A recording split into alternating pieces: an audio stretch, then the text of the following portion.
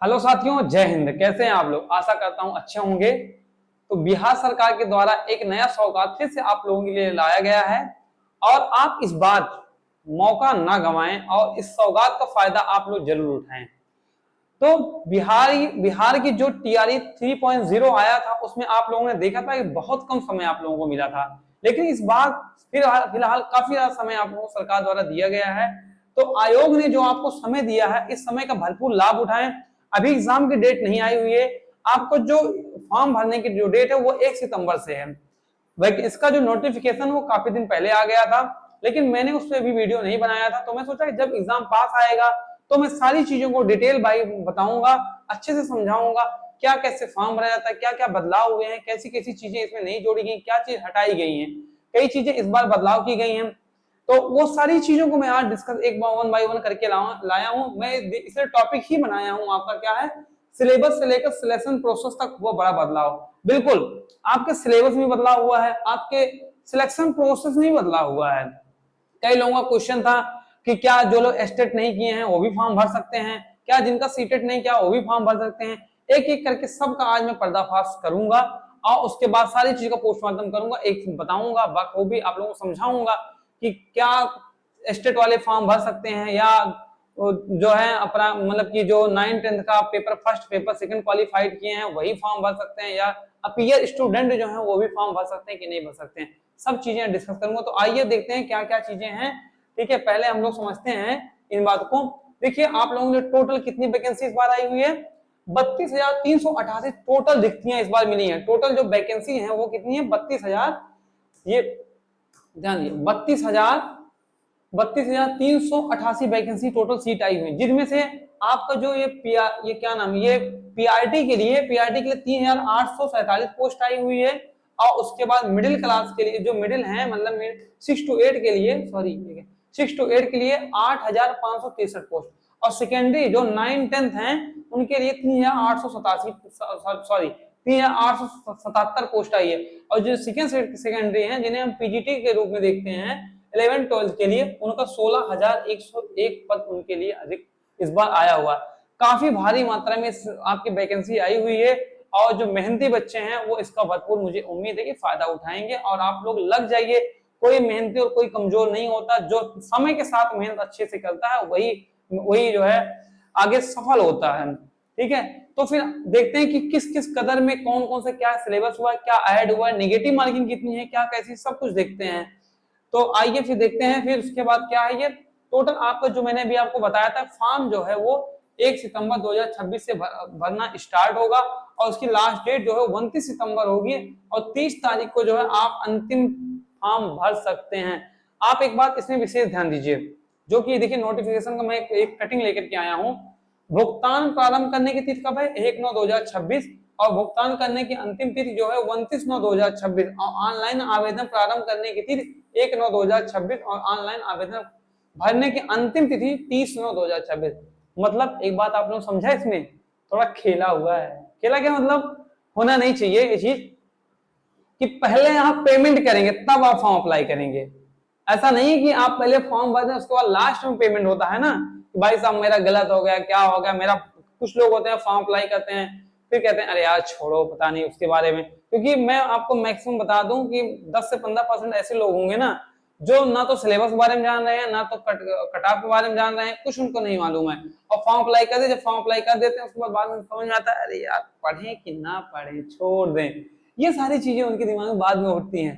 तो बिहार सरकार ने एक चालाकी लगाई कि पहले पेमेंट करो।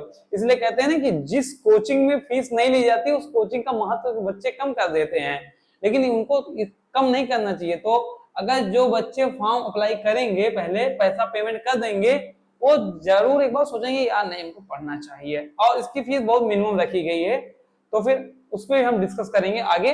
तो पहले आप भुगतान करेंगे और भुगतान की अंतिम तिथि 1/9/2026 को होगा। ऑनलाइन जो आवेदन करने की तिथि है वो 1/9/2026 मतलब इसी दिन से स्टार्ट होगी। देख लीजिए, भुगतान आप एक दिन पहले करेंगे, लेकिन आप उसको एक दिन और अतिरिक्त समय मिल रहा है।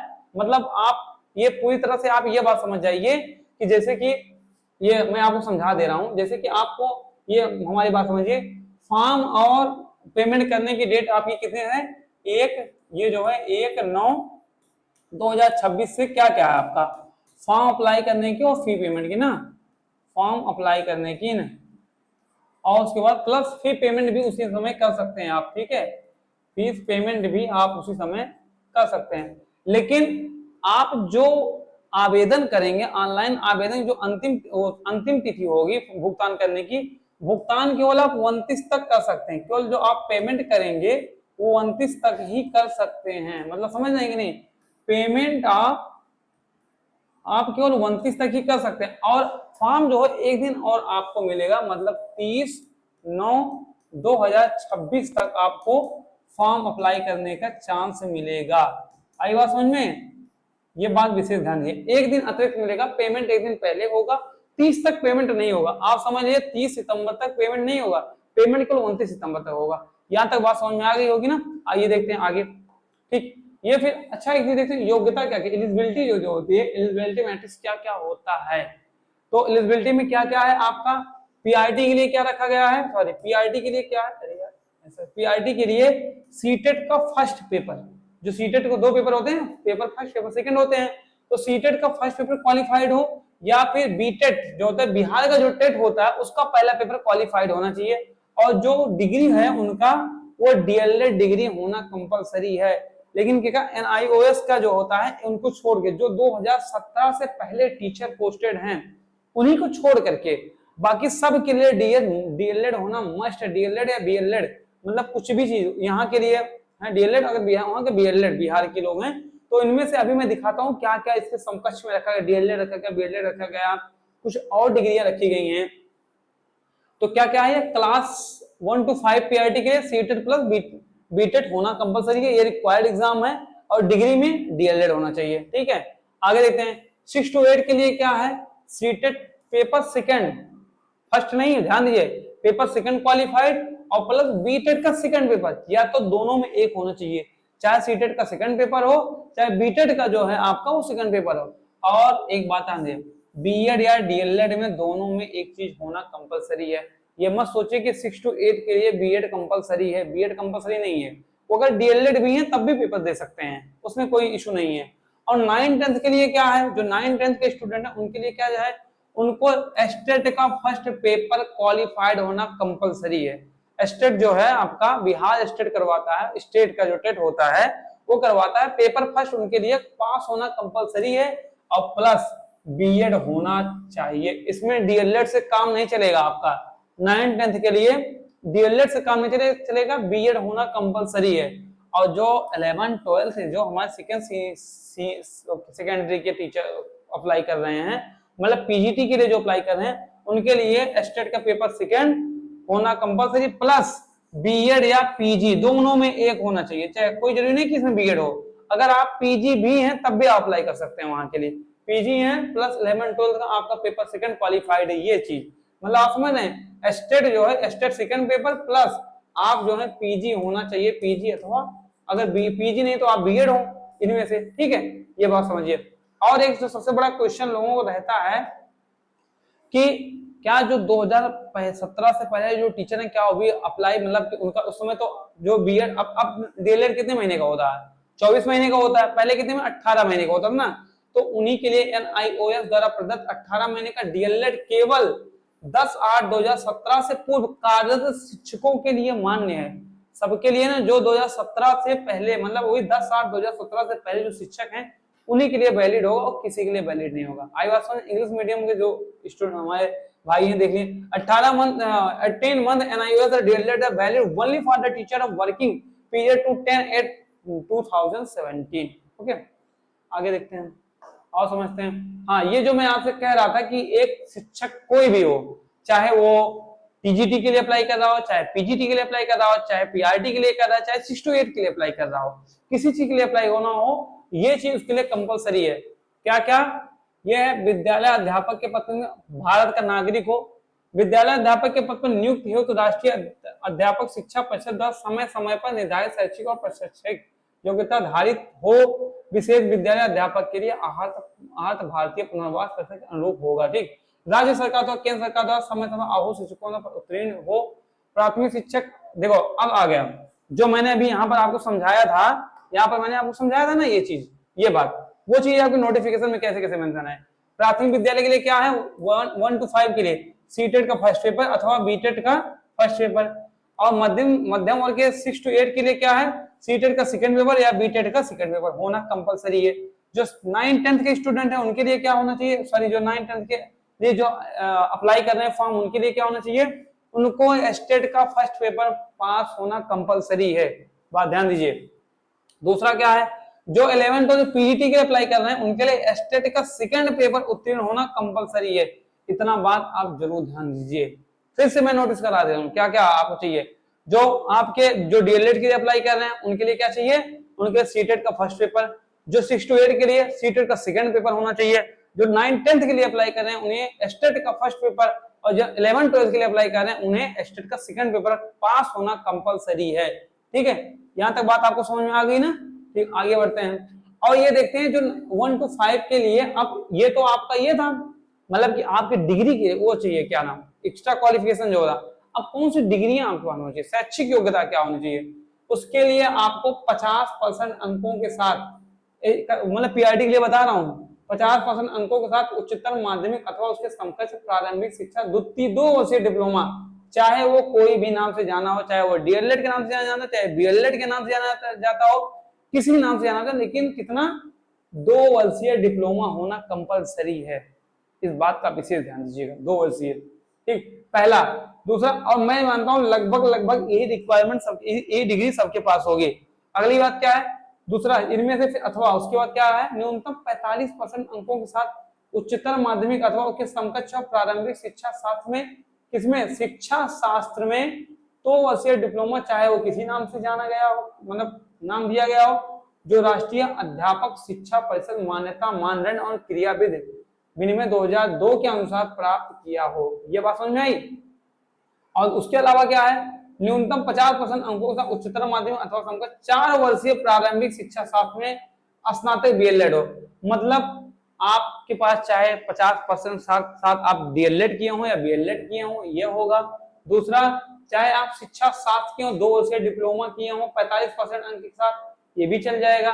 तीसरे में क्या होगा, 50% अंकों के साथ 4 वर्षीय शिक्षा शास्त्र में स्नातक, यह होना चाहिए, यह चल जाएगा। ठीक है, इनमें से कोई आपको चाहे जो एक डिग्री हो आपके लिए वैलिड होगी। तो आगे देखते हैं। उसके बाद 9-10 के लिए आप लोग देखिए, 6 to 8 के लिए, 6 to 8 के लिए क्या हो जाए तो होना, अगर गणित व विज्ञान के लिए कोई अध्यापक मतलब अप्लाई कर रहा है कोई बालक, या सामाजिक विज्ञान के विद्यालय अध्यापक के लिए भाषा विज्ञान, 3 होता है इसमें ना, एक साइंस होता है, एक आर्ट होता है, एक जो होता है आपका लैंग्वेज होता है। वो लैंग्वेज कोई भी होगा, चाहे हिंदी होगा, चाहे इंग्लिश होगा, चाहे उर्दू होगा, चाहे संस्कृत होगा, कोई भी लैंग्वेज होगा, उसके लिए आप अप्लाई कर सकते हैं। और प्लस आप मैथ के लिए और सोशल साइंस के लिए भी अप्लाई कर सकते हैं।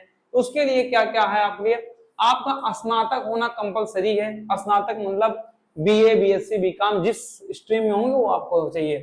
तो कह रहा वो चीज होना चाहिए। और प्रारंभिक से द्वितीय और 2 वर्षीय डिप्लोमा, चाहे वो किसी नाम से जाना गया हो, कोई भी, चाहे 2 वर्ष, चाहे डीएलएड चाहे बीएलएड होना कंपलसरी। मतलब बीए हो आप, या बीएससी हो, या बीकॉम हो, या कुछ भी हो आप, उसके साथ आपका 2 वर्षीय डिप्लोमा होना कंपलसरी है। मतलब चाहे कुछ, इसका मतलब समझ रहे हैं आप। जैसे मैं अगर मैं ये सामाजिक विज्ञान के लिए लूं तो बीए होना चाहिए आपका, प्लस आपका डीएलएड या बीएलएड होना चाहिए। ठीक है, या फिर इसके साथ आपको सीटेट का जो है आपका सेकंड पेपर क्वालिफाइड होना कंपलसरी। इतना चीज आपके पास होना, बीए, डीएलएड प्लस सीटेट का आपका सेकंड पेपर क्वालिफाइड होना चाहिए। इसके लिए आई बात समझ में। और दूसरा क्या कह रहा है, कम से कम 50% अंकों से स्नातकोत्तर व बीएड। मतलब आप अगर डीएलएड नहीं हैं या बीएलएड नहीं है तो आप 50% के साथ अगर बीए क्वालिफाइड है, उसके साथ बीएड भी है आपके, तो भी आप क्वालिफाइड हो, मतलब आप अप्लाई कर सकते हैं। यहाँ ये कह रहा है। फिर तीसरा क्या कह रहा है, 45% अंकों के साथ स्नातक एवं शिक्षा शास्त्र में 1 वर्षीय बीएड। मतलब अगर आप शिक्षा शास्त्र से हैं, आप एजुकेशन आप लिए थे बीए में, उसके साथ 1 साल का बीएड आपका वैलिड हो जाएगा। 1 साल बीएड आप कर लेंगे तो आप फॉर्म अप्लाई कर सकते हैं। ठीक है, फिर कह रहा है न्यूनतम 50% अंकों का उच्चतम माध्यमिक, उसके साथ 4 वर्षीय प्रारंभिक शिक्षा शास्त्र बीएलएड। मतलब 50% अंक के साथ अगर आप आप अगर आप नहीं पास हैं, मान लो बीएड आपका नहीं है, तो 50% अंक के साथ आप अगर बीए हैं, उसके साथ आप 4 वर्षीय प्रारंभिक शिक्षा साथ स्नातक किए हैं, तब भी आपका जो है फॉर्म अप्लाई कर सकते हैं। ठीक, ये आपका मुख्य, बाकी ये सब कोई खास जरूरी नहीं है, इतना आपको था। जहां तक हमको मालूम है यही सबके पास जो है डिग्री होगी, इसी से आप लोग फॉर्म अप्लाई कर सकते हैं। बाकी और कोई अगर किसी को समस्या होगी तो आप हमसे पूछ सकते हैं, कॉन्टेक्ट नंबर पे आप कॉल कर सकते हैं, ये दिया गया नंबर है 8005257808। आपको समझा दिया जाएगा कैसे आपको क्या अप्लाई कर सकते हैं। अगर आपको समस्या हो रही किसी प्रकार की तो आप हमसे बता सकते हैं। ठीक है, आइए आगे बढ़ते हैं। 11-12 के लिए क्या क्या रिक्वायरमेंट है। 11-12 में जो पीजीटी के लिए अप्लाई कर रहे हैं उनको भाई साहब साफ साफ दिया गया है 50% अंकों के सहित मान्यता प्राप्त विश्वविद्यालय से स्नातकोत्तर उत्तीर्ण, मतलब आपका पीजी होना कंपलसरी, कितने 50% अंकों के साथ, और प्लस आपका बीएड होना चाहिए, मतलब आपको एमए प्लस बीएड यहां दे रहा है। ठीक, क्या कह रहा है, नहीं, हाँ कह रहा विशिष्ट विषय में कम से कम 50% अंकों सहित किसी मान्यता प्राप्त विश्वविद्यालय से स्नातकोत्तर एवं राष्ट्रीय अध्यापक शिक्षा परिषद से मान्यता प्राप्त स्नातक में शिक्षा में स्नातक, मतलब बीएड।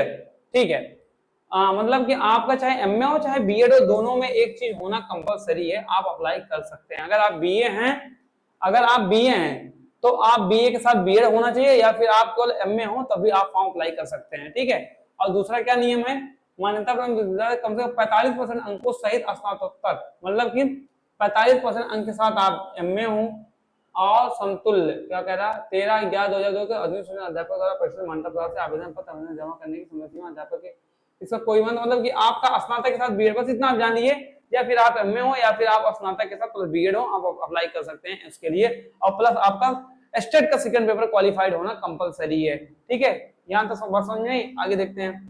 फिर उसके बाद हाँ, जो सबसे बड़ा क्वेश्चन बन रहा है, क्या ऐसे स्टूडेंट जिनका स्टेट नहीं क्वालिफाइड है, क्या वो भी फॉर्म अप्लाई कर सकते हैं? बिल्कुल कर सकते हैं। स्टेट नहीं, आप कहेंगे कैसे भर सकते हैं? स्टेट में मतलब उसमें साफ साफ दिया गया, आपका जो 30/9/2026 को लास्ट डेट है फॉर्म अप्लाई करने की, उस डेट तक आपका स्टेट का सर्टिफिकेट आपके हाथ में होना चाहिए। और ये मुझे तो पॉसिबल नहीं लग रहा कि हो पाएगा। क्यों जी? बहुत ही रेयर चांस में है। तो साफ साफ अगर हम कहें अगर हम ईमानदारी के साथ, तो जिनका स्टेट नहीं है वो इस बार फॉर्म नहीं भर सकते। ठीक है, तो आप लोग जिनका स्टेट है वही फॉर्म अप्लाई कर पाएंगे। तो लेकिन इसमें दिया गया है, यदि आप स्टेट 2026 में सम्मिलित हो रहे हैं तो आप आवेदन कर सकते हैं। बात समझ में, आप आवेदन कर सकते हैं, आपको सेल्फ डिक्लेरेशन देना होगा। सेल्फ डिक्लेरेशन अगर आप दे देते हैं एक लिखित कि सर मेरे पास नहीं है, मैं एग्जाम दे रहा हूं और मैं इस डेट तक मेरा रिजल्ट आ जाएगा, और तब अगर पास हो जाते हैं तो भाई आपके लिए बहुत बहुत बधाई होगी भाई साहब ना, पास हो जाएंगे। और एक बात ध्यान दीजिए, और लेकिन फिर क्या कह रहा तभी, हाँ ठीक, आप पास हो जाएंगे तो आप जो है आपका फॉर्म मान लिया जाएगा, आपका एडमिट कार्ड आ जाएगा। और एक बात ध्यान दीजिए, आपका एडमिट कार्ड तभी आएगा जब आप क्वालिफाइड होंगे। फॉर्म तो भर लेंगे आप, लेकिन आप फॉर्म जो है तभी क्या बोलते हैं एडमिट कार्ड आएगा जब आपका रिजल्ट आपके हाथ में रहेगा। ये साफ साफ लिखा है ना, मुख्य परीक्षा का एडमिट कार्ड तभी मिलेगा जब आप स्टेट 2026 पास करेंगे, और नहीं पास करेंगे तो आपको नहीं मिलेगा। और ठीक है, आगे बढ़ते हैं। ये बात समझ में आ गई, कंफ्यूजन आपका दूर हो गया होगा ना कि आप स्टेट फॉर्म अप्लाई कर सकते हैं कि नहीं, कर सकते हैं। और एक बात और ध्यान दीजिए, आपका पैसा भी लैप्स हो जाएगा। अगर नहीं आता तो पैसा भी आपका लैप्स हो जाएगा फॉर्म अप्लाई। लेकिन कोई बात नहीं, एक लाइफ की बात है, क्या पता यही आपकी अगर लाइफ बनने वाली हो, यही आपको आपकी नसीब में हो कि हाँ इसी बार नौकरी होगा।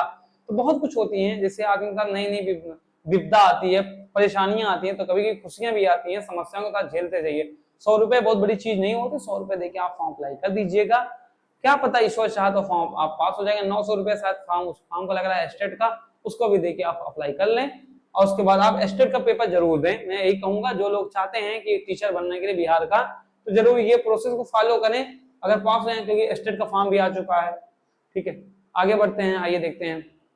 ठीक है, अगला क्या सबका इशू रहता है, क्या समस्याएं रहती हैं। हाँ, ये कटिंग है पेपर का, आपका लिखा क्या, वैसे अभ्यर्थी जो शैक्षिक योग्यता धारित करते हो एवं शिक्षक प्रशिक्षण पूरा कर लिए हों, यथा माध्यमिक शिक्षा पात्रता परीक्षा एस्टेट 2026 में सम्मिलित होने वाले हैं, जैसे इस बार जो आया इसमें होने वाले हैं, वे भी विद्यालय अध्यापक के पद पर नियुक्ति हेतु आवेदन दे सकते हैं। बिल्कुल दे सकते हैं, आप फॉर्म भर सकते हैं।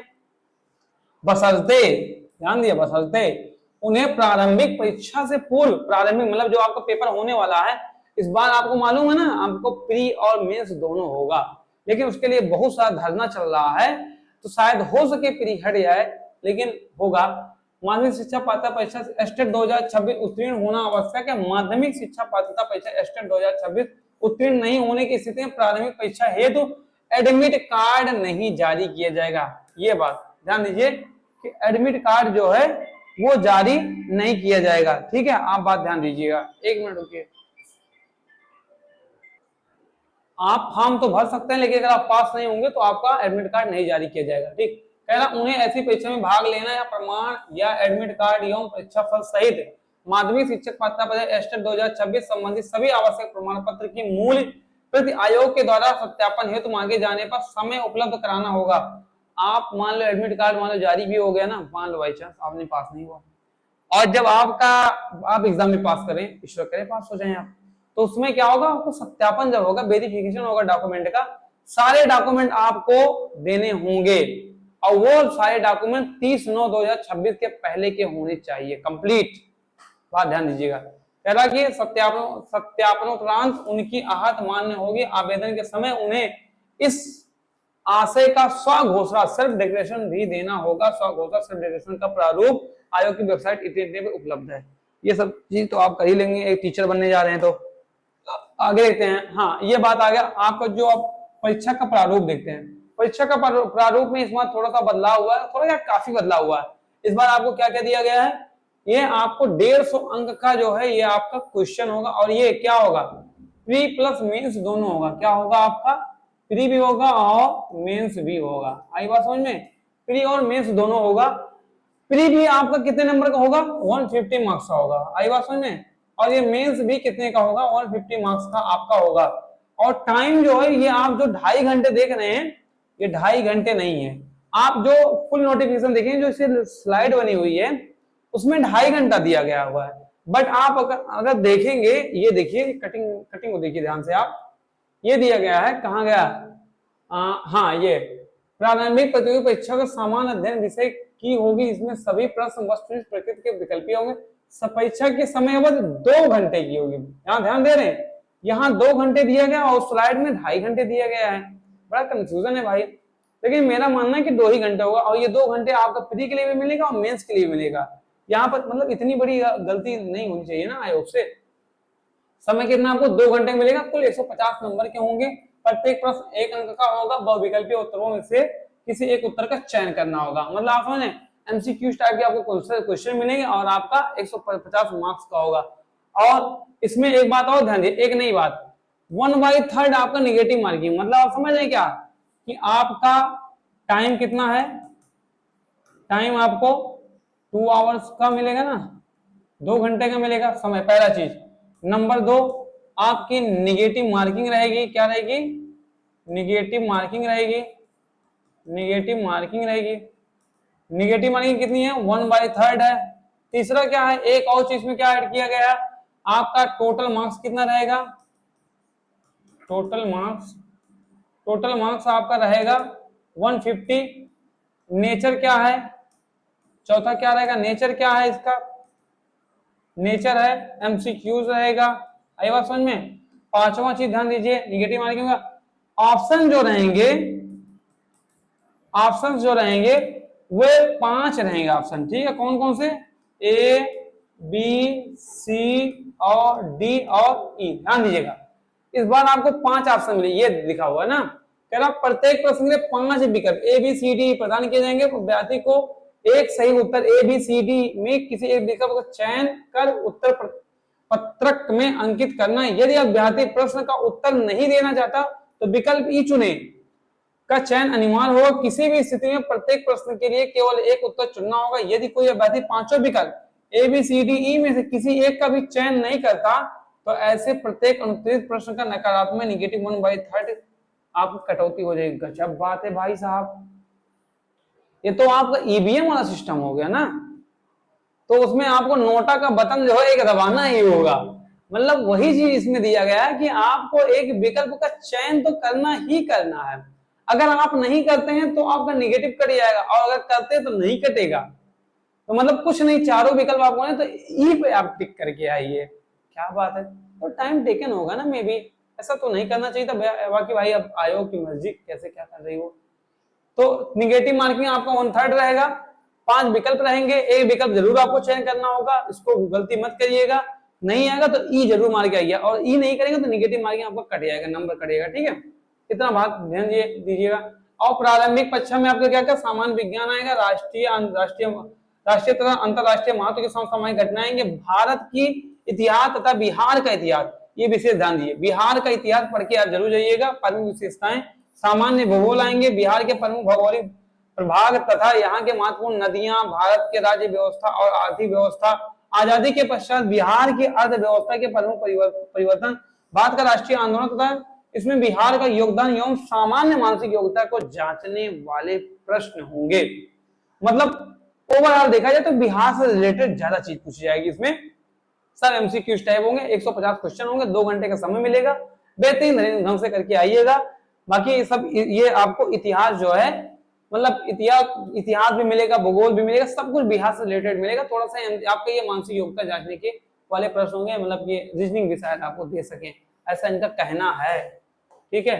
बाकी मैंने आपको बता दिया, आपका कितना 2 घंटे का समय होगा, 2 घंटे आपको देना है, ठीक है। ये नहीं होगा आपका, उसके बाद आपको एमसीक्यू टाइप होंगे, प्रत्येक प्रश्न में ABCDE होंगे, बाकी आपको उत्तर को चयन करना है। मैंने बताया एक सही उत्तर के लिए 1 अंक आपको मिलेगा, बाकी निगेटिव मार्किंग 1/3 होगी, आपका काट लिया जाएगा। अगर आप ई ऑप्शन चुन के आते हैं तो आपका निगेटिव मार्किंग नहीं चुनी जाएगी। आई बात समझ में, ठीक है। आगे बढ़ते हैं, ये तो मैंने समझा दिया। उसके बाद देखते हैं अब क्या पूछा, अच्छा क्वालिफिकेशन कितना चाहिए, जो आपको क्वालिफाइड मार्क्स चाहिए वो जनरल के लिए 40% होना कंपलसरी है। जैसे आप अदर स्टेट के लोग हैं, वो लोग जो हैं वो जनरल में काउंट किए जाएंगे, चाहे वो लड़की हो चाहे लड़का हो। एक बार बीच में ऐसा हुआ था कि लड़की को नहीं माना गया था जनरल कैटेगरी में, बट इस बार साफ साफ है कि लड़की को भी बिहार में अदर स्टेट का कोई है, अदर स्टेट का बंदा फॉर्म भर सकता है, उसमें कोई रिस्ट्रिक्शन नहीं है, कोई रोक टोक नहीं है, लेकिन वो जनरल कैटेगरी में काउंट किया जाएगा।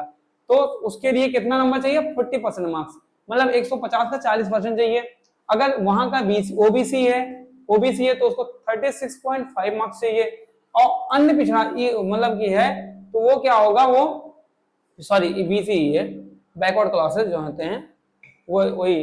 और ओबीसी जो अन्य पिछड़ा है तो इसको ओबीसी है, उसके लिए 34% मार्क्स। और बाकी SC ST प्लस महिला और दिव्यांग के लिए, ST ST महिला दिव्यांग के लिए 32% मार्क्स लाना कंपलसरी है। ये बात ध्यान दीजिए, इतना आपको करना होगा, तब आप प्री क्वालिफाइड करेंगे, फिर उसके बाद आप मेंस के लिए आप जाएंगे आगे, ठीक। ये देखिए साफ साफ लिखा है ना, कार्मिक एवं प्रशासनिक सुधार विभाग बिहार के संकल्प ज्ञापन इतना इतना इतना, प्रशासन विभाग के विकलांग इतना इतना करा कि हाँ ये सामान्य श्रेणी के लिए 40%, पिछड़ा वर्ग के लिए 36%, और अत्यंत पिछड़ा वर्ग के लिए बहुत ज्यादा पिछड़े हैं उनके लिए 34%, और अनुसूचित जात अनुसूचित जनजात महिला दिव्यांग उम्मीदवार किसके लिए, अनुसूचित जात अनुसूचित जनजात महिला एवं दिव्यांग के लिए कितने 32% मार्क्स जो है लाना कंपलसरी है, तब वो जाके पास होंगे।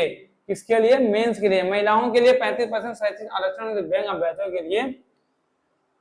के लिए देश 4% क्षैतिज आरक्षण सहित न्यूनतम आता 32% मात्र बिहार राज्य के मूल निवासी अभ्यर्थियों को दे होगा। 32% जो है वो बिहार के जो मूल निवासी हैं उनके लिए रिजर्व कैटेगरी होगी, वो लोग उसमें क्वालिफाइड करें, बाकी अदर कैटेगरी के मतलब अदर स्टेट के लोग फॉर्म को अप्लाई कर सकते हैं। आई बात समझ में। फिर उसके बाद देखते हैं क्या है इसमें, मैंने बताया ये आपका क्या क्या आएगा, आपका जो है हाँ अब क्या है यहाँ पर, ये जो प्राथमिक उसमें क्या है, हाँ अब जो नेचर है, जो आपका एग्जाम नेचर क्या क्या कैसे बनने वाला है, किस प्रकार से आपका जो है उसमें पेपर आएगा, पेपर का क्वालिफिकेशन नेचर क्या है। आपको जो है पहले क्या होगा, एक पेपर क्या होगा सबके लिए, चाहे वो टीजीटी पीजीटी चाहे जिसका प्राइमरी, सबके लिए 30 क्वेश्चन लैंग्वेज का, 30% जो है आपको मतलब सॉरी आपको लैंग्वेज का 30 क्वेश्चन आएगा, और इसमें से केवल आपको ये क्वालिफाइंग नेचर है, आपको 30% अंक लाने हैं किसके लिए, लैंग्वेज में। आप कोई भी लैंग्वेज चूज कर सकते हैं, हिंदी, इंग्लिश या कुछ भी। उसमें आपको हिंदी प्लस इंग्लिश तो रहेगा, प्लस हिंदी या उर्दू, बंगाली, कुछ भी, मतलब इंग्लिश रहेगा प्लस हिंदी या कुछ भी चूज कर सकते हैं आप। उसमें से 30 क्वेश्चन है, उसका 30% आपको करीब 9 नंबर आपको लाना कंपलसरी है 30 क्वेश्चन में। बाकी आपके सब्जेक्ट के हिसाब से आपका क्वेश्चन बनेगा, इसमें प्राथमिक गणित होगा, ठीक, उसके बाद मानसिक क्षमता होगी, विज्ञान, सामाजिक विज्ञान, भूगोल, पर्यावरण, राष्ट्रीय, ये 120 नंबर का ये होगा। टोटल मिला करके आपका कितना 150 मार्क्स का टोटल पेपर होगा, जिसमें से जो पीआरटी वाले हैं उनमें से जो ये 30 का नहीं बने, कट ऑफ उनका 120 से ही बनेगा, जो कट ऑफ बनेगा वो 120 नंबर से बनेगा, ठीक है। तो इसी प्रकार से आप एक देखिए जितने पेपर है सबका वही है, जिसमें से 30 क्वेश्चन आपका लैंग्वेज का होगा, 40 क्वेश्चन आपका सामान्य अध्ययन का होगा और 80 क्वेश्चन आपके विषय से पूछे जाएंगे। ये बात समझिए, चाहे वो स्टूडेंट के लिए हो, चाहे वो सब्जेक्ट वाला मतलब 9, 10, चाहे 11, 12 के लिए हो, ये आपका क्वालिफाइंग होगा, इसमें कोई दिक्कत नहीं। आपका जो कट ऑफ बनेगा वो इसी से बनेगा, 8, 4, 12, 120 नंबर से आपका कट ऑफ बनने वाला है। इसी 120 नंबर से आपका कट ऑफ होगा और ये सबके लिए आएगा। जो ये सामान्य अध्ययन आप देख रहे हैं, गणित, विज्ञान, भूगोल, ये सब एनसीईआरटी पर आधारित होंगे और ये विषय आपके अकॉर्डिंग होगा। कह रहा कि मेरी जो होगी भाग 2 भाग 3 मतलब 120 अंक के आधार पर बनी, जो मैंने आपको बता दिया। ये वही चीज है, वो नेगेटिव मार्किंग जो मैंने बताया था आपको, ये बात समझ में आ गई होगी ये भी। और हाँ, आपका जो होगा कितना लेंगे वो 2.5 गुना से लेकर के 10 गुना तक के बीच में, जो आपका जो प्री में मेंस के लिए जो सिलेक्शन बच्चों को किया जाएगा वो 2.5 गुना से 3 गुना 10 गुना तक के बीच में बच्चों को किया जाएगा। कोई कंफर्म नहीं किया गया अभी तक, बस इसमें ये हुआ कि 2.5 गुना से 10 गुना के बीच बच्चों का उसमें वो लिया जाएगा, मतलब चयन किया जाएगा। हाँ, एज की अगर बात की जाए तो एज जो है वो गणना कब की है, 1/8/2026 तक गणना की जाएगी। मिनिमम एज 18 वर्ष, मैक्सिमम एज 21 वर्ष, ठीक है, ये इसके लिए होता है। और उसके बाद 37 वर्ष जो आता है अनरिजर्व के लिए, मेल के लिए है। 40 वर्ष जो है फीमेल के लिए और बीसी और ईबीसी के लिए दिया गया। और 42 वर्ष जो है SC ST के लिए किया गया। और जो हमारे सेना के जो हमारे जवान हैं जो सेवानिवृत्त हैं वो 60 साल तक फॉर्म भर सकते हैं, उनके लिए कोई रिस्ट्रिक्शन नहीं, कोई रोक टोक नहीं है, आप बिल्कुल बाझिझक आप फॉर्म को अप्लाई कर सकते हैं। और वो 1/8/2026 तक आपकी गणना की जाएगी। इतना ये बात समझ में आई। और बाकी जो है आप जो है ये आवेदन कैसे करेंगे, मैं आवेदन की प्रक्रिया आप लोगों को बताऊंगा। OTR पहले होगा, OTR के बाद अपनी प्रोफाइल आप क्रिएशन करेंगे, फिल फॉर्म करेंगे, शैक्षिक योग्यता, फिर उसके बाद आप पेमेंट सबमिशन आप करेंगे, भुगतान करेंगे, बस इसी प्रकार से आपका होगा। अगर आपके पास आधार है तो आप जो है 200 रुपये अपना बचा सकते हैं, मतलब आपको बायोमेट्रिक करवाने की जरूरत नहीं होगी, आप आधार से वेरीफाई कर लेंगे, ठीक। बाकी आप कोई और क्वेश्चन हो आप कमेंट बॉक्स में कर सकते हैं, मैं उसका रिप्लाई आप लोगों को दूंगा, क्या कैसे फॉर्म भरना है, कैसे क्या करना है। अगर आप लोग चाहते हैं कि मैं तरीका बताऊं कि फॉर्म कैसे अप्लाई किया जाएगा, ठीक है, पिछली कट ऑफ क्या आई थी, एक एक सब्जेक्ट का कितनी सीटें हैं, ये सब चीजें अगर आप चाहते हैं कि क्या मतलब कि मैं आपको वो सब की वीडियो भी लेके आऊं तो आप लोग कमेंट बॉक्स में जरूर बताएं। मैं सारी वीडियो आप लोगों को लेकर के आऊंगा, एक एक करके आपको समझाऊंगा, आप लोगों को बकायदे पूरा हेल्प करूंगा मैं। बस बे आप लोग तैयारी करिए, मैं मेरा आपसे यही कहूंगा कि आप लोग अब ये चांस न गंवाएं। भले ही आपको समय मिला है, आपने ध्यान दिए देखा था 2024 में जो TRE 3.0 आया था उसमें क्या हुआ था, उसमें बहुत ही जल्दी आप लोगों को एग्जाम ले लिया गया था। तो इसमें भी क्या पता जल्दी एग्जाम आप लोगों का हो जाए, तो इस इंतजार ना करें, क्योंकि डेट अभी घोषित नहीं की गई है, कभी भी डेट घोषित की जा सकती है एग्जाम डेट की, ठीक है। तो आप लोग लगे रहिए, अच्छे तन्मयता के साथ पढ़ाई करिए और मेरी शुभकामनाएं आप लोगों के साथ कि आप लोग जल्द से जल्द सिलेक्शन पाएं और TRE 4 आप लोगों के जो है ये एक अच्छा सा सौगात जो आया आप लोगों अच्छा सा साबित हो, आपकी फैमिली के लिए खुशियां लेकर के आए। Thank you.